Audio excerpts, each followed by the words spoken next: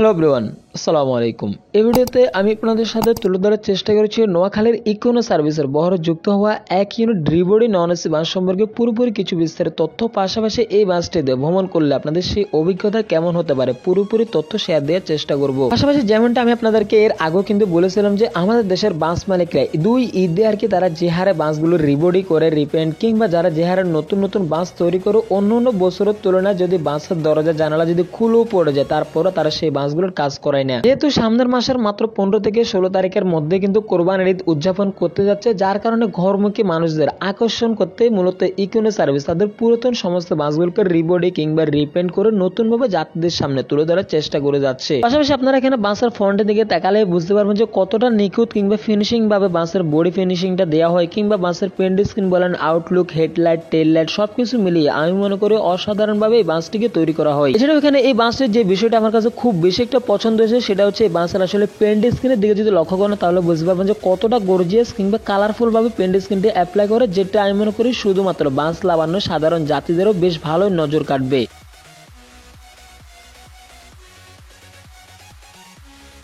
যেহেতু বাসটি কাজ শেষ করে আজকে আর কি প্রথমবারের মতো রাস্তায় বের হতে যাচ্ছে, যার কারণে আর কি নতুন করে ইকোনো সার্ভিসের ব্যানারটা সামনের গ্লাসে লাগাতে যাচ্ছিল, তবে বিপত্তি বাদে আসলে এই জায়গায় শত চেষ্টা করেও আসলে ব্যানারটা তারা লাগাতে পারেনি। যদিও উনি আসলে কতটুকু আগে থেকে এই ব্যানারটি লাগানোর জন্য চেষ্টা করতেছে তা কিন্তু আমি জানি না। আমি পুরো বাসের রিভিউ করলাম কিংবা সবকিছু দেখাশোনা শেষ করার পরও দেখতেছি উনি আসলে এখনো ব্যানারটা লাগাচ্ছে। কয়েকটা ব্যানার এর আগেও কিন্তু উনি নষ্ট করেছে, লিকুইড কিংবা ঘাম টাম অনেক ট্রাই করার পরও আসলে ব্যানারটা লাগতেছিল না। ঠিক এই দৃশ্যটি দেখে আসলে আমার কাছে মনে হচ্ছিল জীবন যুদ্ধে যেন আরেকবার হেরে গেলাম, কারণ এই মুভমেন্টটা আসলে কারো মাথার মেজাজে ঠিক থাকে না। তো চলুন এবার বাসটির ভিতরের ইন্টেরিয়র পার্টগুলো একটু দেখে আসা যাক। বাসের ভিতরে উঠলে আপনারা এরকম আর কি পরিবেশ দেখতে পারবেন, যেমনটি আর কি আমি আপনাদেরকে বরাবরই বলে থাকি ইকোনো সার্ভিস সবসময় জাপানিজ একেজে বাসগুলোর মধ্যে 36টি সিট অ্যাপ্লাই করে থাকে। পাশাপাশি বিশেষ করে এই বাসটির মধ্যে মাথার উপরে হিউজ পরিমাণে আরজিবি লাইট সহ ফ্যান কিংবা নন এসি বাসগুলোতে যে যে আসলে সুবিধাগুলো থাকা দরকার ভ্রমণ করেন সবকিছু কিন্তু এই বাসটির মধ্যে পেয়ে যাবেন। পাশাপাশি বরাবরই যেহেতু এই বাসগুলো 36 সিটের করা হয়, যার কারণে ভ্রমণকালীন একটি সিট থেকে অন্যটি সিটে আপনারা ভালো পরিমাণের একটি স্পেস পেয়ে যাবেন, যেটি আমি মনে করি আপনার ভ্রমণকে আরো রোমাঞ্চকর কিংবা আরো সৌন্দর্য বাড়িয়ে দিবে। পাঁচটা সিটের কোয়ালিটি নিয়ে যদি কথা বলি তাহলে দেখা যাচ্ছে যেহেতু সিটগুলোতে হেডরেস্ট কিংবা লেগরেস্ট কোনো কিছুর সুবিধা নেই, তবে যতটুকু আমি গবেষণা করে দেখলাম সিটগুলো অন্তত বেশ ভালো কমফোর্টেবল কিংবা আরামদায়ক। চাইলে এই সিটগুলোতে বসে লং জার্নি করতে পারেন। গবেষণা বলতে আসলে বাসের প্রত্যেকটি সিটই কিন্তু আমি বেশ ভালোই পর্যবেক্ষণ করে দেখেছিলাম যে আসলে কতটা কমফোর্টেবল ফিল করবে যাত্রীরা আসলে এই বাসগুলোতে বসে।